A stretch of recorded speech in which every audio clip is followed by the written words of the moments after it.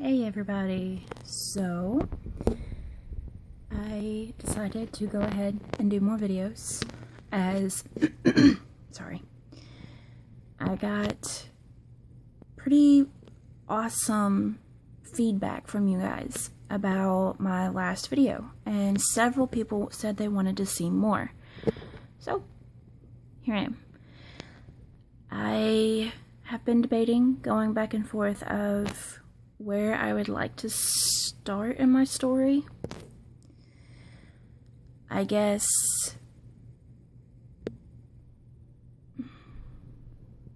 I'm still thinking. Can you tell? I can start with where everything kind of took off. In August of, I believe it was 2012, we found out I was pregnant after my husband had gotten back from deployment. No comments. We went to the doctor for our very first appointment. I was terrified, I was scared, I was excited. I had never been pregnant up to that point. I mean, I was excited. Well, I laid down and she started doing the ultrasound. But about 5 minutes into it, I started noticing the looks on her face. Or better yet, the looks that she was trying to hide. There is no feeling like that of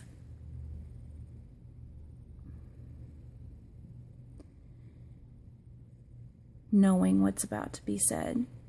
But those last few seconds, you just want to hold on to the fact that maybe everything is just fine and she's just having a hard time seeing things or finding the baby. Well, those last few seconds seemed to go by in the literal blink of an eye when I heard her say those two words, "I'm sorry."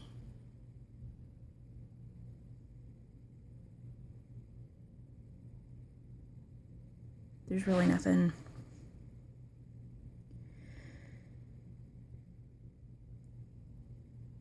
I was numb the first few minutes of her saying that. It's like I went out of, everything was out of focus. I couldn't think, I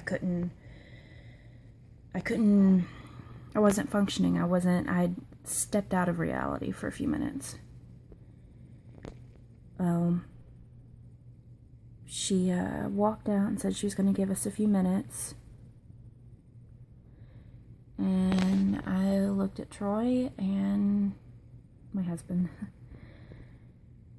And I lost it. Completely and utterly lost it.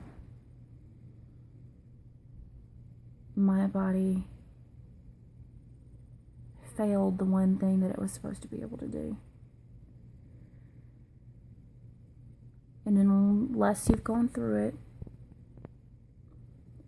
you cannot understand it. You want to be there for your friend, or you want to be there for whoever, but it's a battle that we each fight on our own. Which I've learned I'm still fighting.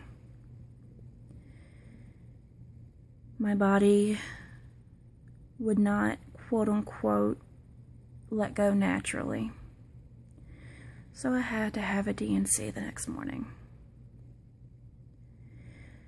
Most people aren't informed beforehand, but those are considered a forced abortion.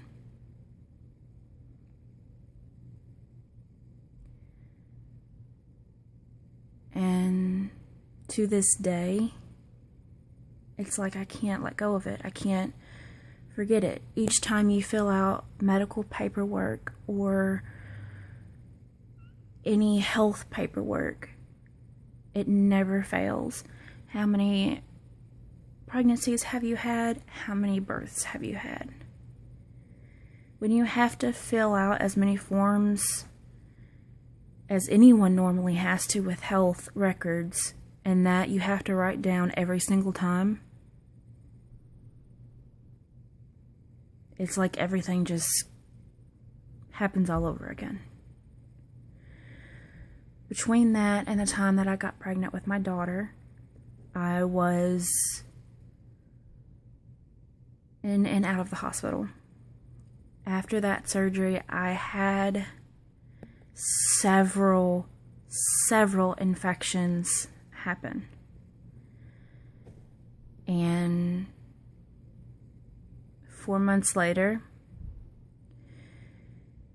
in January, we found out we were pregnant again. Now imagine my surprise and fear. I could not one single day just stop and enjoy the pregnancy, because I was always fearful. Each new step, each new development, each appointment,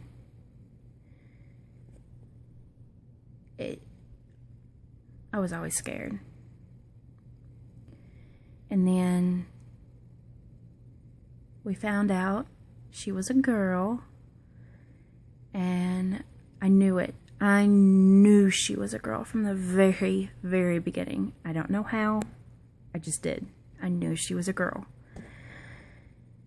And I was 33 weeks when I went in for a stress test. She noticed my blood pressure was high that morning, and she sent me upstairs. And what was supposed to only be an hour, about 4 hours later, she comes in and says that I had to be ambulanced to Fresno. We were living in California at the time. And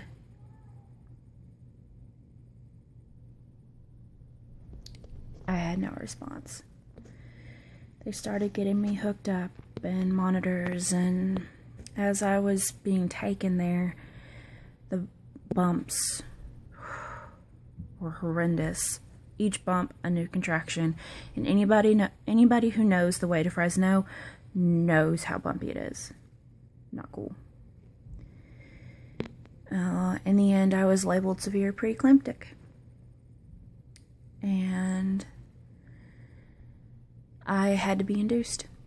There was no way around it. Emma had to come out one way or the other. I was in labor for 4 days, laying in the bed with being induced between Pitocin, magnesium, and all of that. And then finally, Friday the 13th, it's no longer unlucky for me.